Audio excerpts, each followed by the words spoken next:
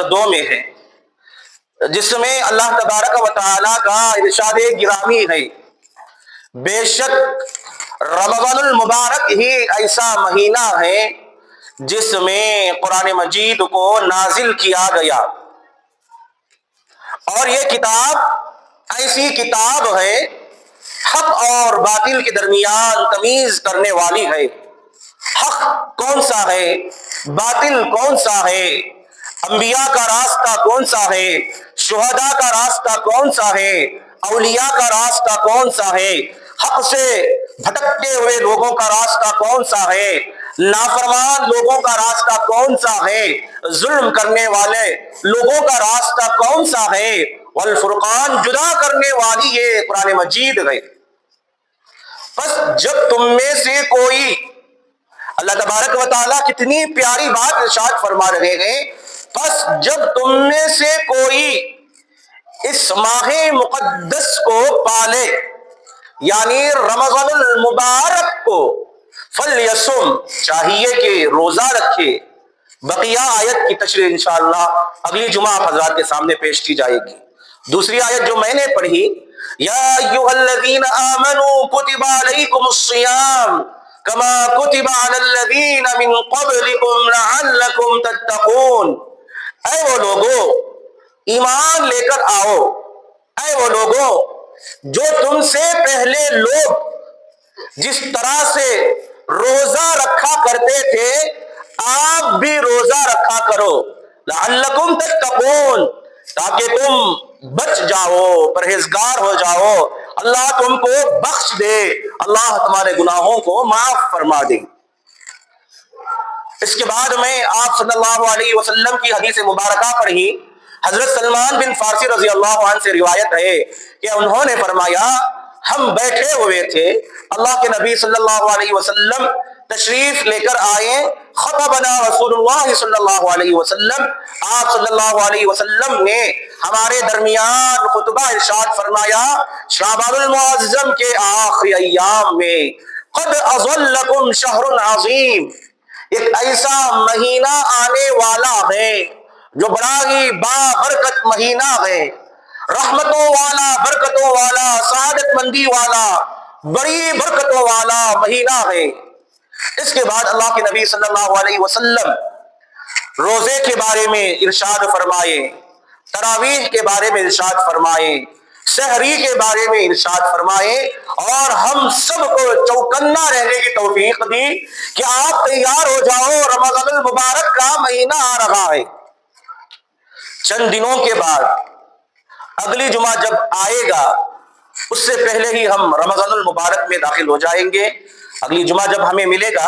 رمضان المبارک کا روزے کے ساتھ ہم انشاءاللہ مسجد میں تشریف فرما ہوں گے۔ رمضان المبارک کے اندر بے شک روزہ رکھا جاتا ہے، تراویح پڑھی جاتی ہے۔ کون ایسا مسلمان ہے جسے اس مہینے کی فضیلت معلوم نہ ہو، اور اس مہینے میں اللہ تبارک و تعالی کی بے شمار رحمتیں، برکتیں، انگنت رحمتیں اللہ تبارک و تعالی اس مہینے میں نازل فرماتے ہیں۔ نیکیوں کا موسم ہے، ہر آدمی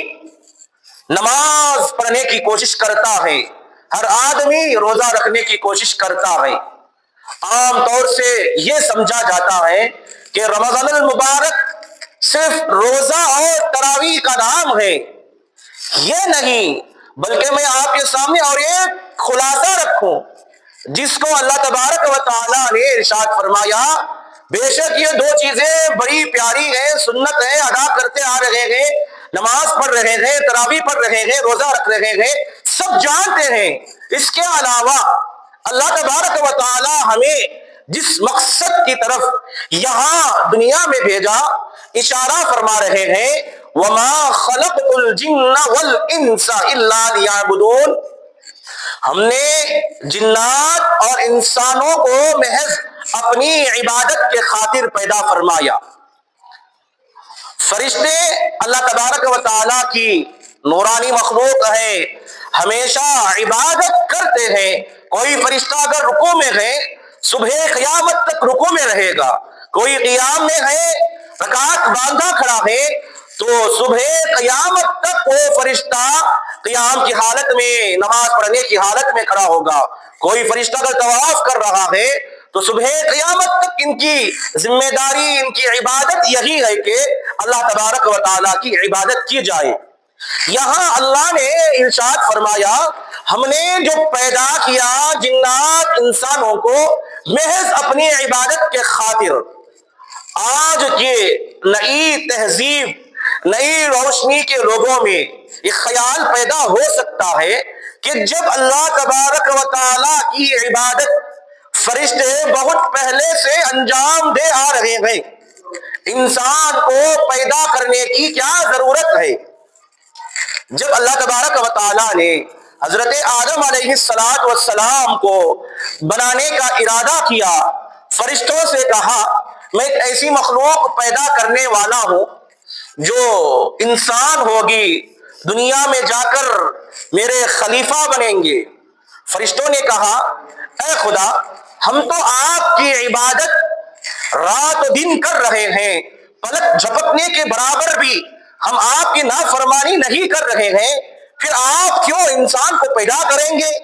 جس کی صفت یہ ہے دنیا میں جا کر لوگوں کو مارے گا، خون خرابہ مچائے گا، فساد مچائے گا، قتل و غارت گیری عام کرے گا۔ اللہ تبارک و تعالیٰ نے ارشاد فرمایا انی اعلم ما لا تعلمون، جن باتوں کو میں جانتا ہوں تم نہیں جانتے۔ اگر فرشتے اللہ تبارک و تعالیٰ کی عبادت کر رہے ہیں تو اللہ نے ان کے اندر عبادت ہی کا مادہ رکھا ہے۔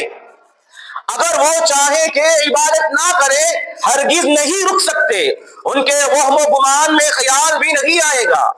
عبادت کر رہے ہیں، ہمیشہ عبادت ہی ہے۔ برخلاف اس کے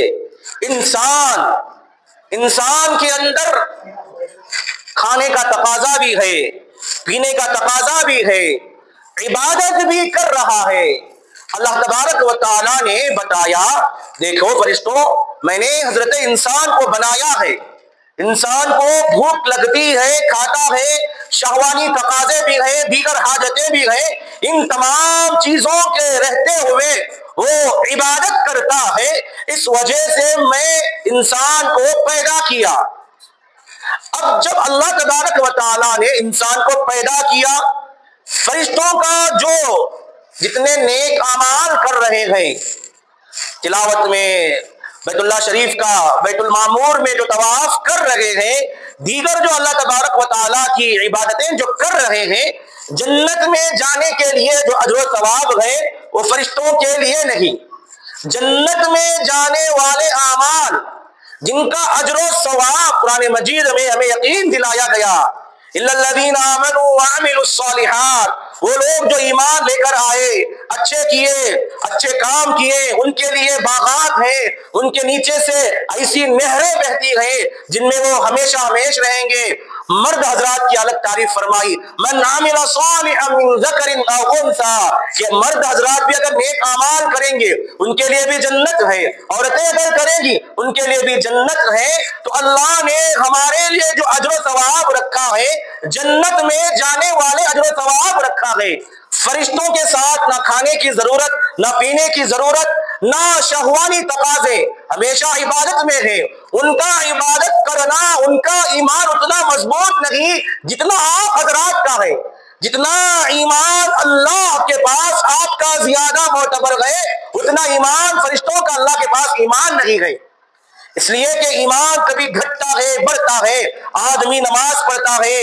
علماء اکرام کی باتیں سنتا ہے، بیانات سنتا ہے، رسول اللہ صلی اللہ علیہ وسلم کی حدیث مبارکہ پڑھتا ہے، ایمان بڑھتا ہے، آپ فرشتوں سے افضل ہیں۔ اللہ ہمیں یہ یقین دلا رہا ہے کہ یہ مہینے جو آئے ہیں، اللہ کبھی شب برات کا بہانہ دے کر بھیج دیتے ہیں، کبھی جمعہ کا بہانہ، کبھی رمضان المبارک کا مہینہ دے کر اللہ تبارک و تعالیٰ بھیجتے ہیں اور انسانوں کو بتاتے ہیں اے لوگوں، تم نے دنیا میں کام کر رہے ہو، تم کھاتے ہو، پیتے ہو، دیگر اعمال بھی کرتے ہو، جب تمہارے اندر گناہ کی خواہش پیدا ہوتی ہے تم فوراً اللہ کو یاد کرتے ہوئے رک جاتے ہو۔ ہم نے فرشتوں سے کہا اے فرشتے، یہ آدمی گناہ کر سکتا تھا، غیر محرم کو دیکھ سکتا تھا اور دیگر کام کر سکتا تھا، جب اس نے ارادہ کیا، ہمارا خیال آیا، ہمارا خیال آتے ہی اس نے اس گناہ کو ترک کر دیا۔ اس لیے میں انسان کو بنانا چاہتا ہوں۔ اب ایک انسان بینا ہے، ایک انسان نابینا ہے، ایک انسان دیکھنے والا ہے، ایک انسان نہ دیکھنے والا ہے۔ نابینا انسان جسے ہماری زبان میں اندھا کہتے ہیں، اندھا وہ اگر کوئی فلم نہیں دیکھا، غیر محرم کی طرف نہیں دیکھا اور دیگر جو چیزیں ہیں